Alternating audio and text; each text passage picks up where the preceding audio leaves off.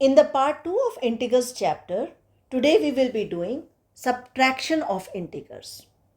When we started this chapter on integers, we talked about the two rules which are critical for solving any integer problem. So before we begin, let's revisit these two rules. We call the first rule as golden rule number 1. This rule states that while solving integer problems, we must place all the integers like -1, -2, -3, +4, +6. All these integers should be placed within closed brackets. We do this to avoid confusion between the sign of the integers and the symbol of the operators. The brackets will be opened only at the time of solving the problems. And when we do that, our golden rule number 2 comes into play, which says that whenever we are opening the bracket, we have to be careful about the sign. When a plus sign multiplies with another plus, the answer will also have a plus sign. When we multiply plus with a minus sign, our answer will have a negative sign. And whenever we multiply a negative sign with another minus sign, it will give us a positive answer. Now, keeping these two rules in mind, we would try to take up some examples and see whether these rules are applicable for subtraction of integers. So, in our example 1, we are taking here, we will subtract -3 from 8.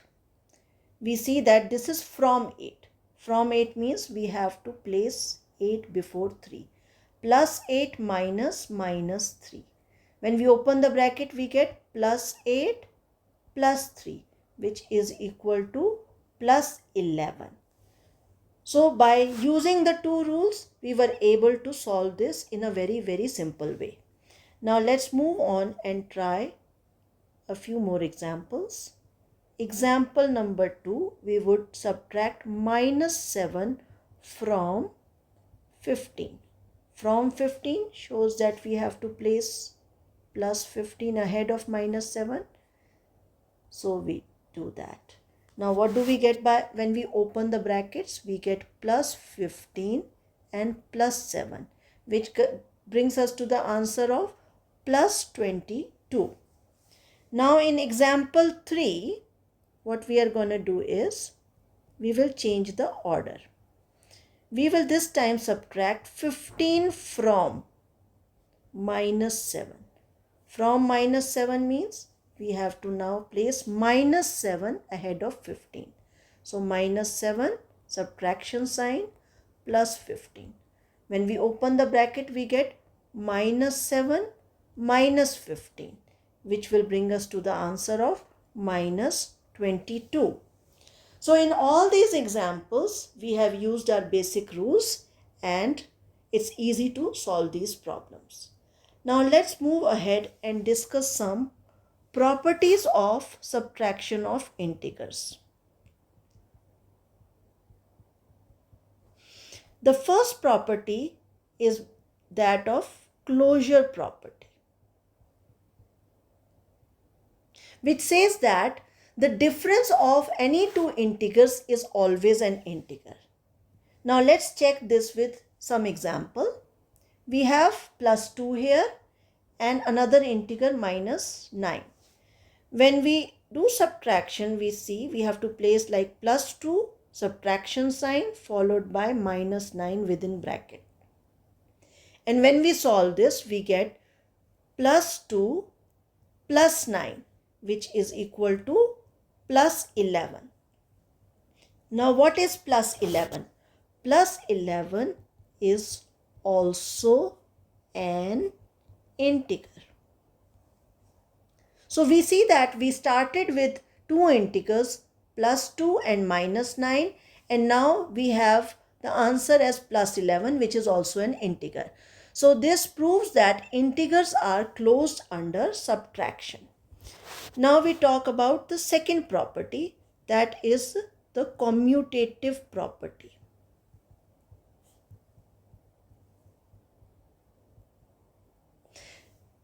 Subtraction is not commutative for integers. But to prove this, we will be again taking an example. So we take this time two integers -5 and +7. And we try to change the order and see whether we reach at the same answer or not. So let's do it. In the first one, we are doing -5 within bracket minus +7. And in the second example, we will do +7 minus -5. So we have changed the order. So on left hand side, when we solve, we get -5 minus 7, which will give us -12. On the right hand side, when we solve, we get +7 minus minus becomes plus. So +7 plus 5, which is equal to +12. So we see in this case that we are having different answers when we change the order. So this shows that subtraction is not commutative for integers. The third property is that of associative property, which talks about the grouping between the integers.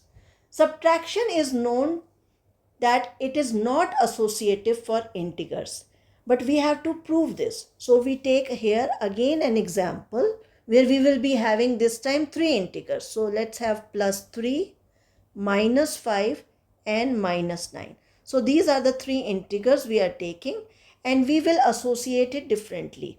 In the first one, we will associate +3 and -5. We will group them together.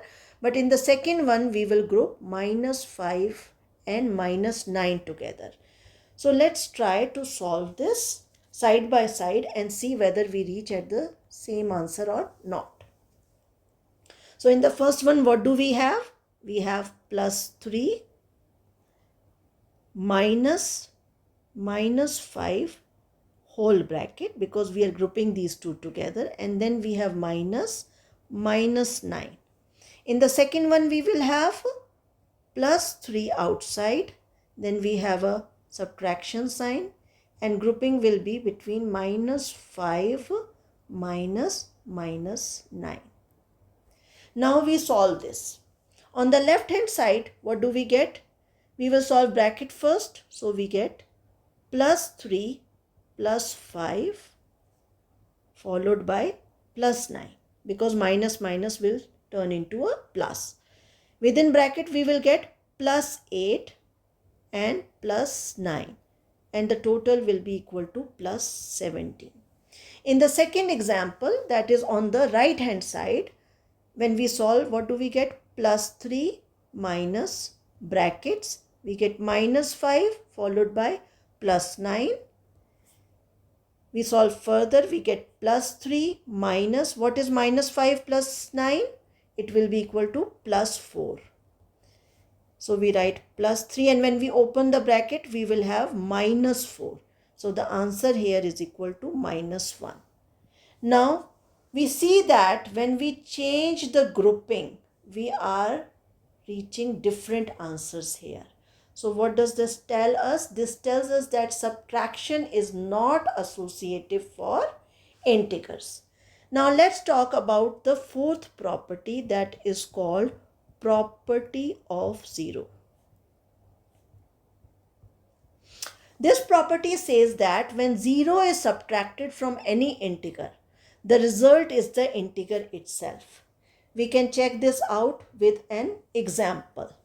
The example, let's take -3. Now the question is, what should we subtract from -3 so that the identity of the integer remains the same? So here, what should we subtract? It's 0. So whenever we subtract 0 from an integer, the identity of the integer remains the same. Minus 3 will remain minus 3. So this was about property of 0. Now, once we have covered these 4 properties that were related to subtraction of integers, we can move on to solving some questions which will give us a better insight into the usage of these rules in solving integer problems. So in our first question, it's written subtract the sum of 5,800 and minus 350 from 7,910. So if we look at it closely, it's saying from the sum of 5,800 and minus 350. Means we have to add this first. We have to add this to find the sum. So here we are doing addition. So we add plus 5800 plus minus 350. What will it give us? Open the bracket, 5800 minus 350, which will bring us to the answer of 5450. Now we look at it and we do subtraction, because it is saying that we have to subtract this sum from 7910. So we do subtraction now.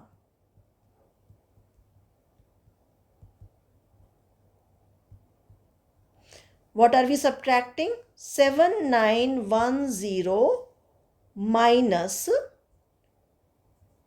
5450, which is plus. So now when we subtract, what do we get? This is also plus. 7910 minus 5450. The answer comes out to be 2460 with a plus sign. So this was our first example. So we can see by using the two rules, we are again able to answer the problem in a simple way. Now let's move on to another example. It says that the sum of two integers is minus 45.